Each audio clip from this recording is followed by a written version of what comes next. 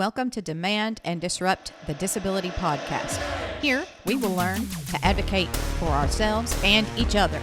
This podcast is supported with funds from the Advocado Press, based in Louisville, Kentucky.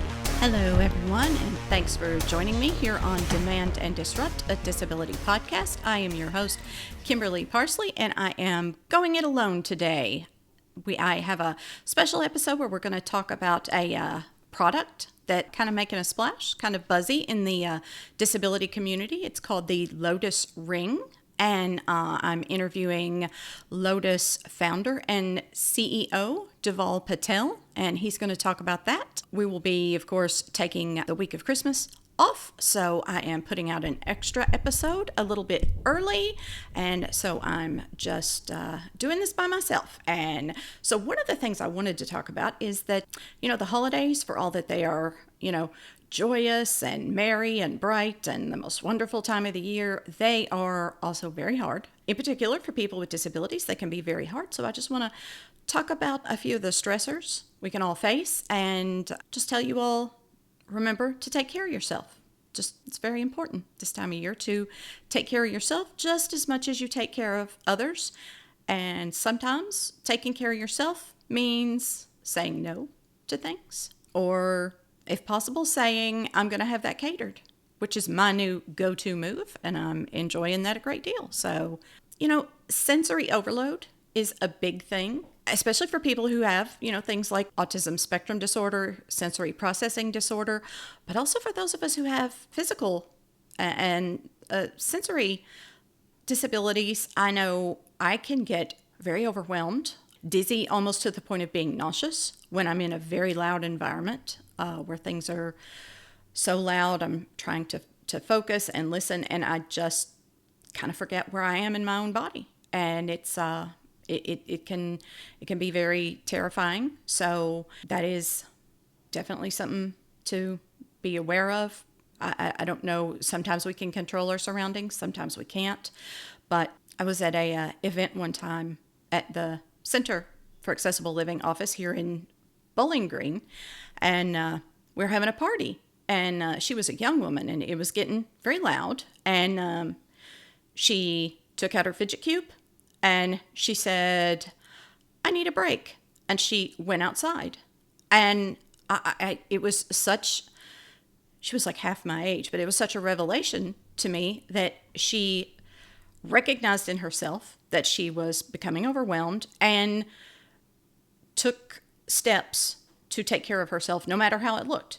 She wasn't worried about, will people think I'm weird, which is the thing I always think about, or will people be insulted if I get up and leave? She just put herself first, put her well-being first, and went outside and got some fresh air and peace and quiet that she needed, and that has always impressed me. So do that for yourself. Lights and things can, I guess, be the lights, the smells. I know lots of smells of things, especially the fake candle scents and perfumes and things, can give people headaches. So I think you're well within your, not necessarily your rights, because of course you are, but the bounds of civility to say, hey, can you ask people coming maybe not to wear perfume, or please don't light candles with this scent or whatever. So do that for yourself. Also, routines are very important.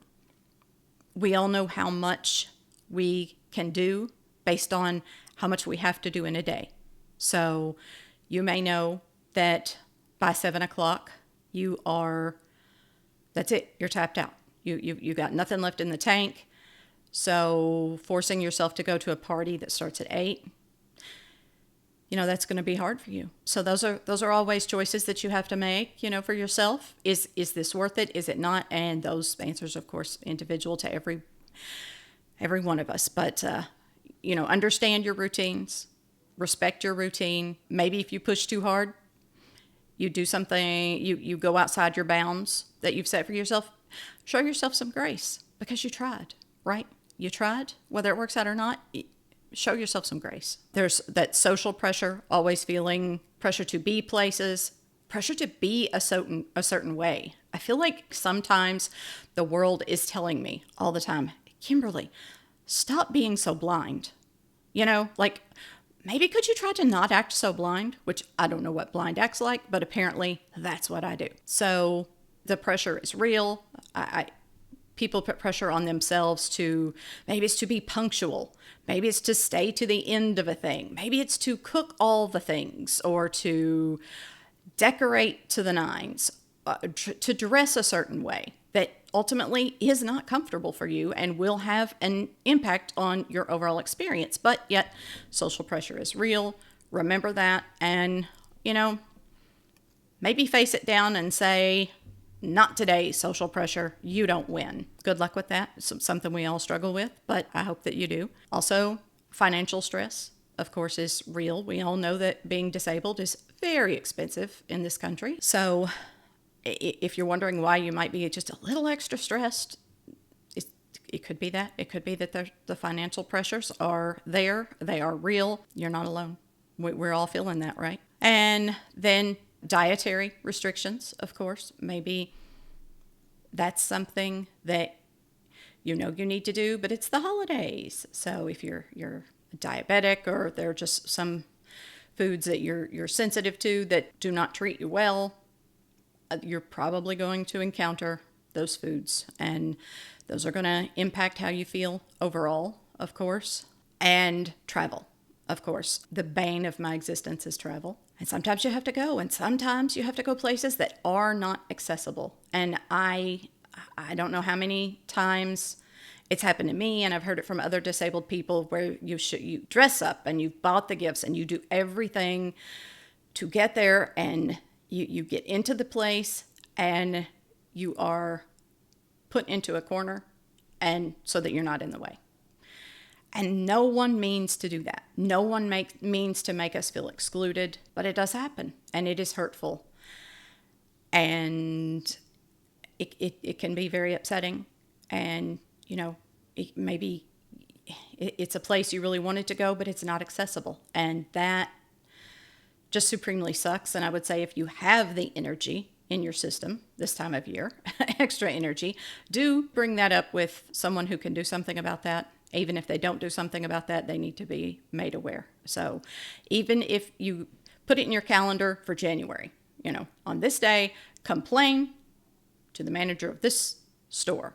Or maybe you don't want to bring it up this year with a family member, but so maybe you say November of next year, you let that family member know that, hey, this wasn't accessible. Can we work on that before I come again for the holiday? So all of that is to say, you're not alone.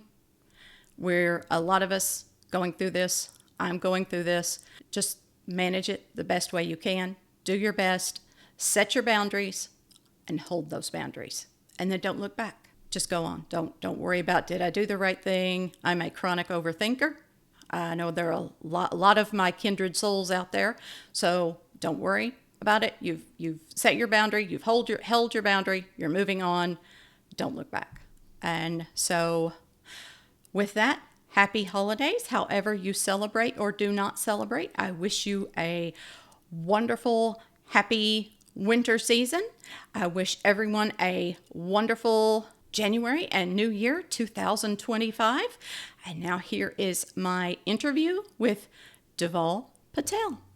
Thanks for a great year here on Demand and Disrupt, everyone.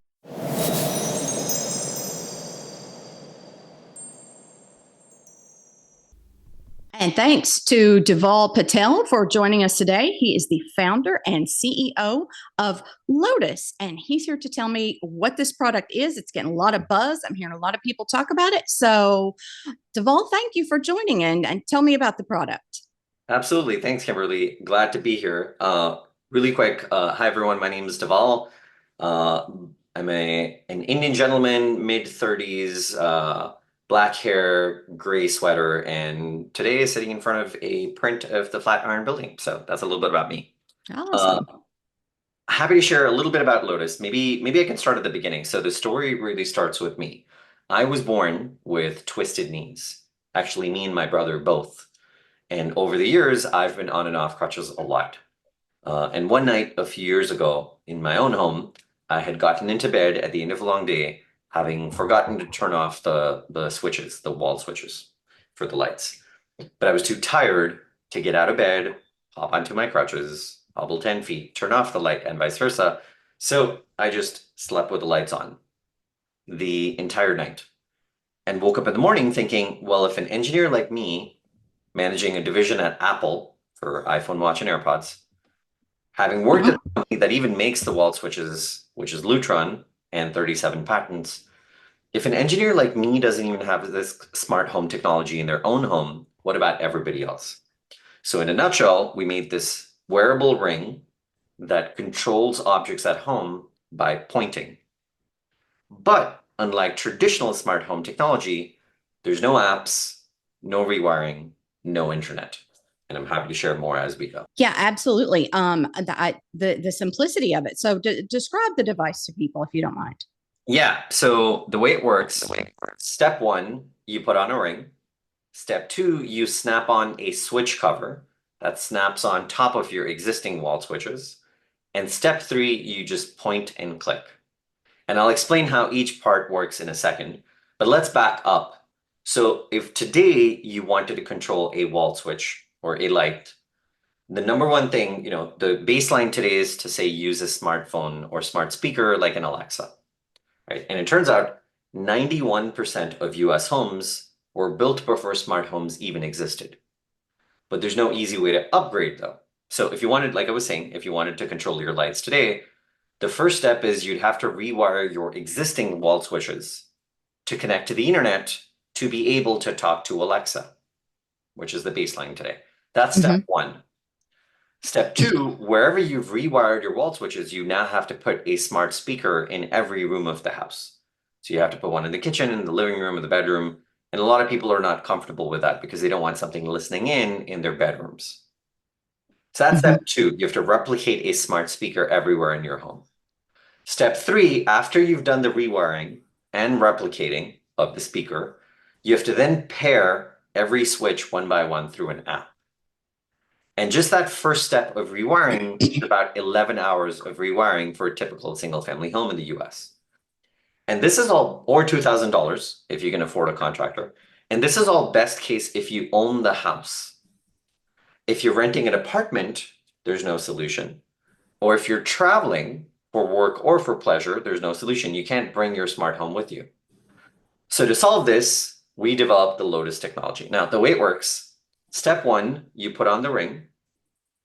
We recommend putting on the ring on your pointer finger because there's a single button on the ring that you can push with your thumb. So step one, you put on the ring. That eliminates the need to have a smart speaker in every room of the house. Because once you put on the ring stays on you and goes with you wherever you go. So you don't need to replicate a speaker everywhere. That's step one. Step two, for any existing wall switch, it does not matter what the wall switch controls. It could be lights or fans or appliances like an AC. For any existing wall switch, you can attach the Lotus switch cover and you'll hear it snap on using magnets. So you could probably hear that. You just bring the switch cover near the wall switch and it snaps on using magnets. That's step two. All you do is bring the Lotus switch near the switch you want to control and it'll snap on using magnets. Now, the nice thing is you can continue using the wall switch manually as well. The entire front surface of the switch cover is a button. So other people at home can continue using the wall switch manually and you can probably hear it. So that's step two. Step one, you put on the ring. Step two, you snap on the Lotus switch cover.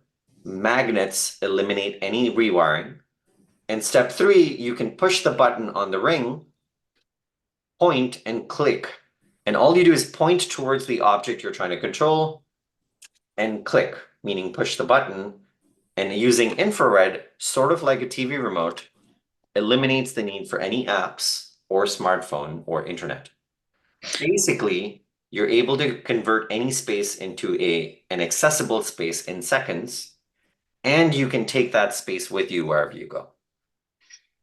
Wow, that is it is elegant and simple. It sounds great too, because what I have to do, I'm blind, so what I do is I have to get out the phone and using an app try to tell, number one, is the light on or off. Yeah. And I'd have to do that before I then either get up and go over to the light switch to turn it on or off, or tell, the A lady, which Yeah, which device to, because the device are names different things, right? And so correct. I personally forget, have I named this dining room light or desk light or lamp? What have I named it? Because if I say the wrong thing, it turns on a light in another room. That's exactly right. In fact, that's the feedback we got from most people, which is setting it up to begin with is sort of a pain because, like you mentioned, you have to name every single one. You have to say, this is the desk light, this is the living room light, this is the kitchen light by the fireplace, or this is the kitchen light by the stove, or this is the other kitchen light in front of the fridge, if you have multiple ones. And so the setup is painful to begin with. Then the other Mhm. problem is, even if you have a smart home, if someone comes to visit you, they can't use any of your smart home, Oh, you're right? right. To Because, your point, yeah. for starters, they don't have access to your smartphone, like you were describing. Uh-huh. But even if they did, they wouldn't know what you have named the different objects, right? They wouldn't know what you'd called the desk light or the kitchen light, like which light it refers to. And so the problem is, even if you have one, other people can't use it when they come visit you, and you certainly can't take it with you when you're traveling, whether that's for work or for pleasure. You can't use it in a hotel room. Right, right. That's it. My daughter has and there's things like there's smart bulbs and smart plugs and switches, and it's, I forget what is attached to what.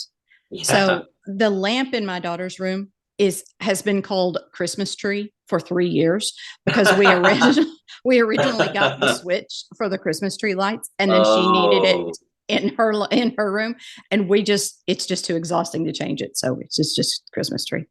yeah. In fact, another common piece of feedback we got, and by the way, all of the stories I'm describing are all based on kind of the process we follow, which is human-centered design. And so very early on, before we even designed the product, also originally I was convinced this was a really stupid idea, so I almost didn't work on it. So for the first 9 months, we just interviewed people with different kinds of disabilities. Folks who are blind, folks who are deaf, folks who are deaf-blind, folks with limited mobility like me, or intermittent, or temporary, or chronic disease. Their caregivers and family members and clinicians, sort of the whole spectrum. And this was another common thing that popped up, which is, once you've set it up, it's too difficult or too cumbersome to change it. So if you happen to rewire a specific wall switch, and then you decided, oh my God, I really wanted the one down the hallway and not this one, it's too difficult to kind of undo it. And so you just leave it as is. That's problem number one. The other common thing I've noticed, and this happened to me way back in the day, is if you lose power and then the power comes back, all of your setup is now lost. Oh, yes, yes, yes, that has happened. Yeah. And so I've heard this story many times over now where people will just not bother resetting it up because it's just too, because if you had 5 or 7 devices all set up, it was cumbersome the first time. And so to try and go through that whole process again. And then the most recent piece of feedback we got was for folks in Hurricane Alley or Tornado Alley, where if they lose the internet but have power because they have a Oh, generator, uh-huh, uh-huh. Yeah. that's been a common problem for anyone in a rural area or sort of where internet is poor or intermittent or just gone because of the Uh-huh. storm. They may Right. have power but no internet, and so then nothing works. Yeah, yeah. And God forbid you have to change like the password on your router. I mean, Yes, actually, you that's might as well just true. move. You might as well just move, right? That is very, very true. And so, yeah, but basically what we started doing was working backwards from all the things people did not want, and then try and say, okay, well, if we wanted to give the same smart home experience, or in our case, we talk about the Hmm, social hmm. model of disability is what I'm referring to, which is Uh-huh. you just want any space to be an accessible space to everybody in seconds. You don't want to have to go through this massive infrastructural change process. If you wanted to give everybody that experience of a smart home or an accessible space, but without all these pain points, and then come up with something, what could that something look like? And so that's what we started doing. We said, okay, well, what if it didn't need the internet?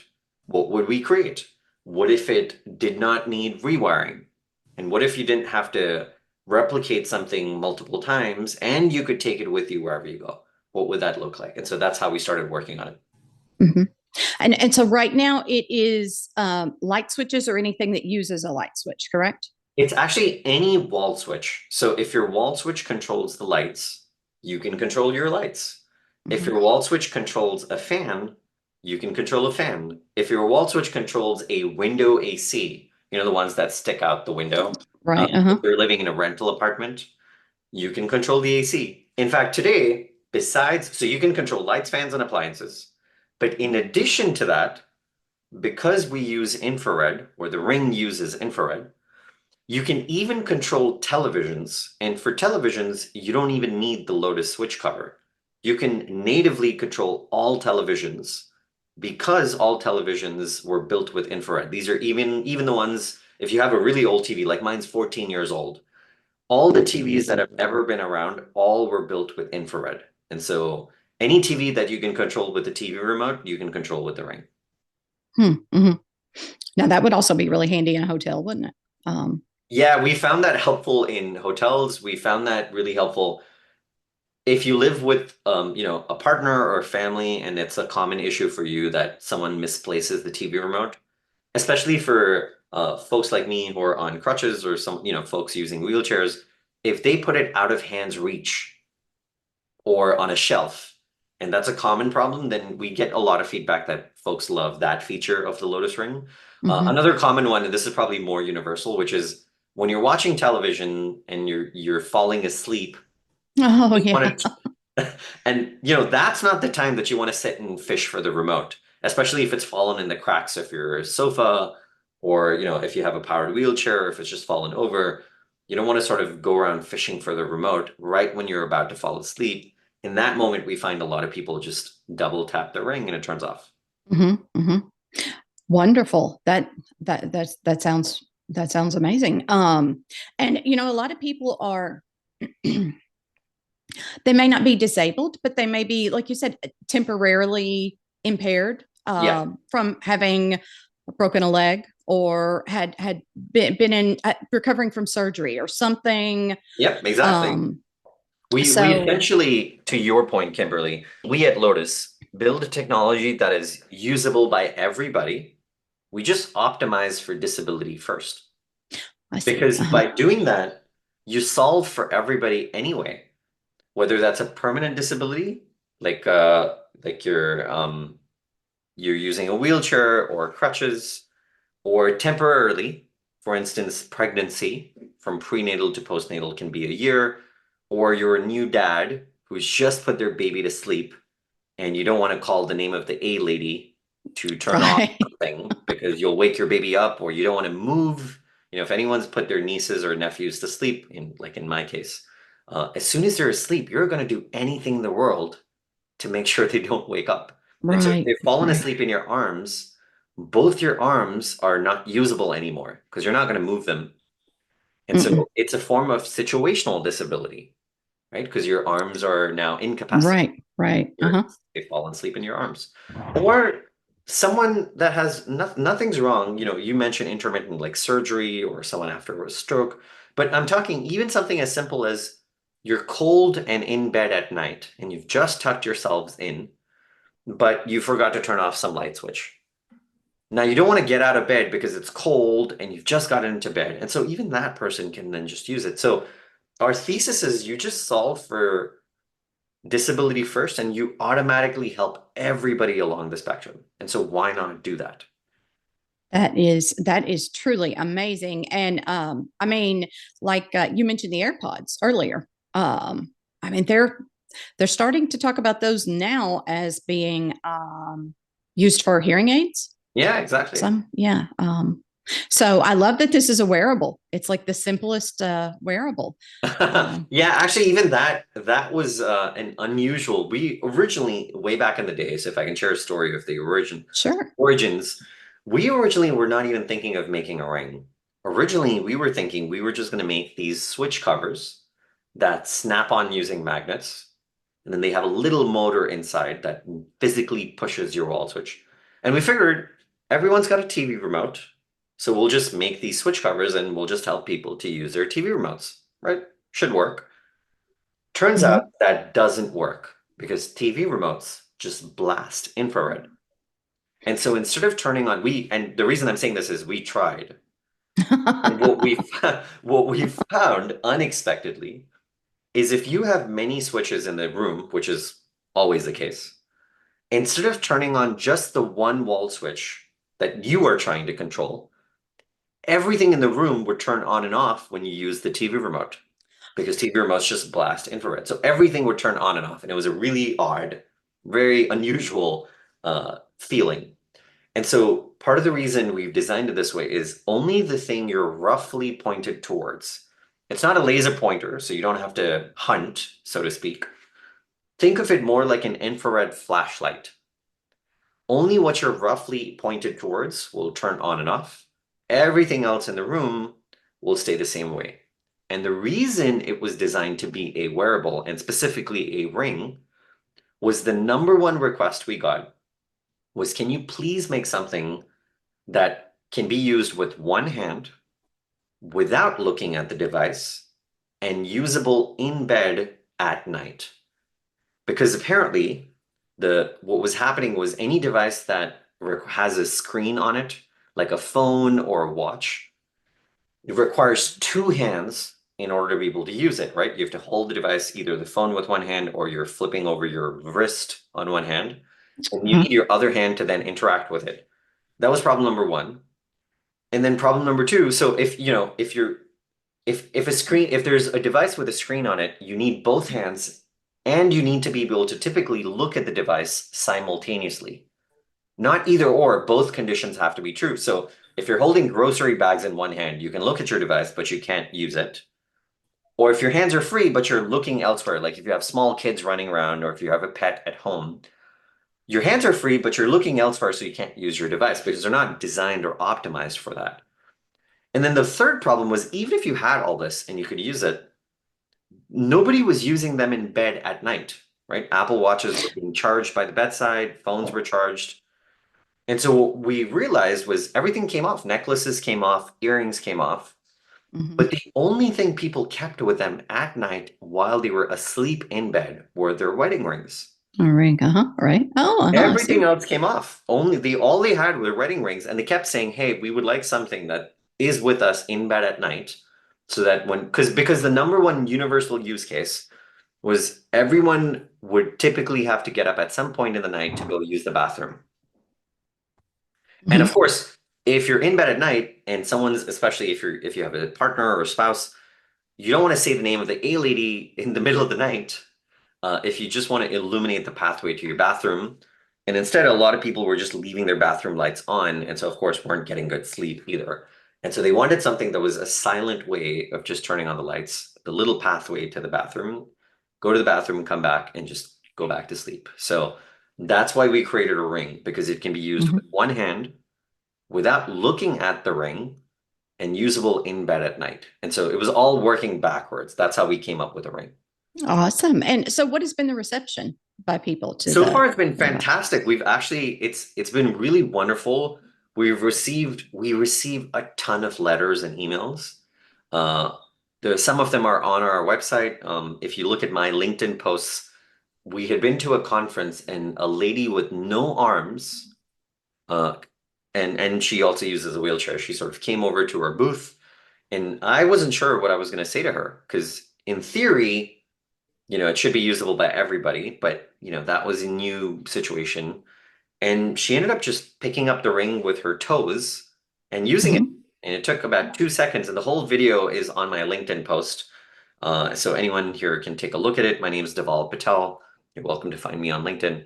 And so that was really amazing. We've gotten letters, really, really long letters from various folks in the community saying, "Oh my God, this is incredibly helpful. It's helping me in XYZ situation.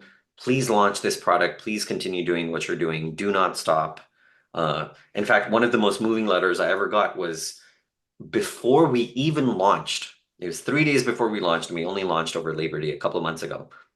And it was from a very sweet end user who said, "Hey, I'm waiting for this.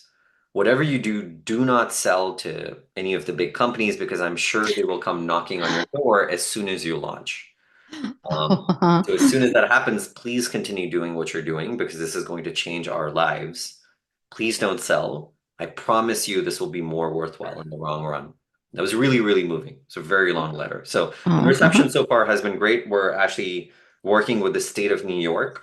They want somewhere in the ballpark of 10,000 devices. Oh, wow. We're also working with the VA, Veterans Affairs. Hmm. So if you're a veteran, please reach out and tell your VA. They can get you this for free, or just reach out to us and we can work with your specific VA. And so, yeah, the reception has been great. Hmm. Awesome. Well, that's great. And I'm recording this in December. So holidays right around the corner. I'm sure people are thinking about Christmas gifts. So if people listening would like one of these for themselves or they know someone else who could benefit, how might they go about ordering? Yeah, the simplest way is to go to our website and place an order. And that's it. And the website is getlotus.com.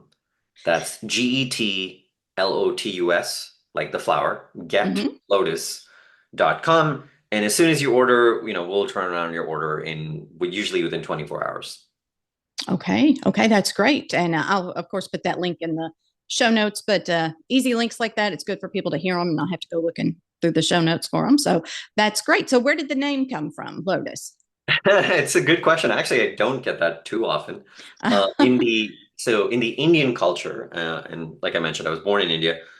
In the Indian culture, lotus is typically a symbol, mainly because it is often found in unclean water, but the flower itself is never unclean because any sort of droplets of dirty water just sort of run off and fall back out.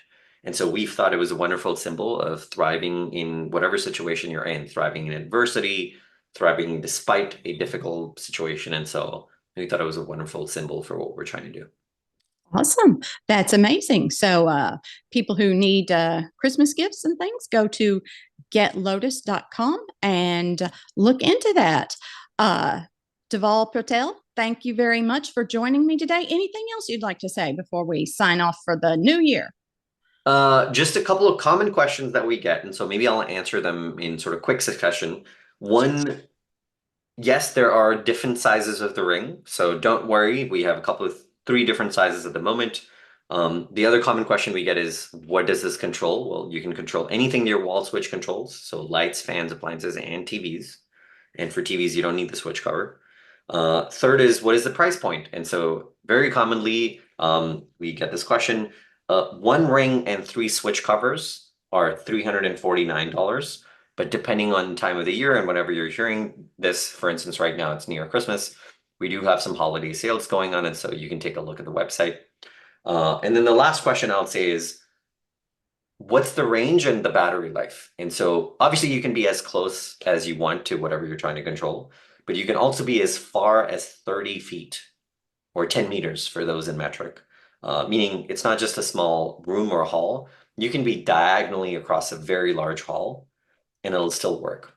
And the last point being battery life, instead of charging it every day like an Apple Watch or every 3 days like one of the smart health rings, you only need to charge this once or 2 or 3 times a year. So typical battery life is months. Oh, that is great. That is really good.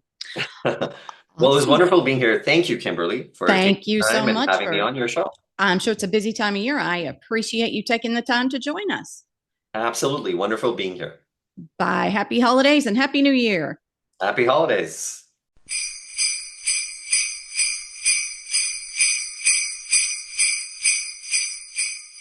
If you like the podcast, remember to follow or subscribe so you never miss an episode.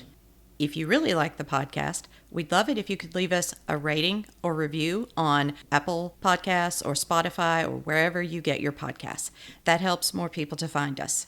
If you really, really like the podcast, then please tell someone about it, either in person or send them an email or just share the link on social media. Thank you all. Every bit helps and it makes a huge difference for us. If you'd like a transcript, please send us an email to demandanddisrupt@gmail.com and put transcript in the subject line. Thanks to Chris Unkin for our theme music. Demand and Disrupt is a publication of the Advocado Press with generous support from the Center for Accessible Living located in Louisville, Kentucky. And you can find links to buy the book, A Celebration of Family, Stories of Parents with Disabilities, in our show notes. Thanks, everyone. You say you've seen a change in me. Just for once I think I would agree. We both know there's a difference. We've had our curtain call, and this time the writing's on the wall.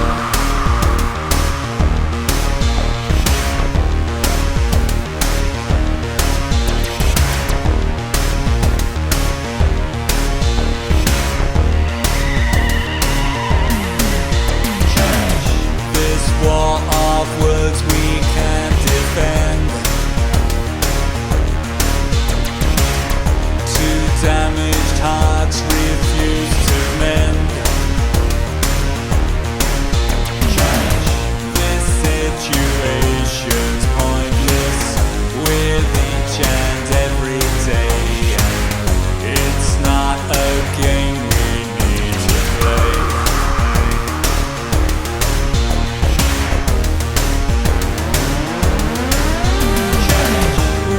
Try to make things better, repair and rearrange things, but each and every letter spells out the need for us to open up our minds and hearts to change.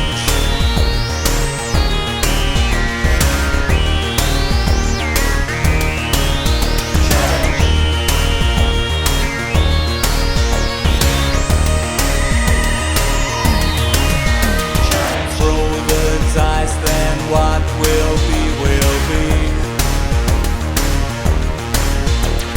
Disregard for good to set us free. There's just no way of knowing if love lives anymore. We'll turn out the light, then close the door.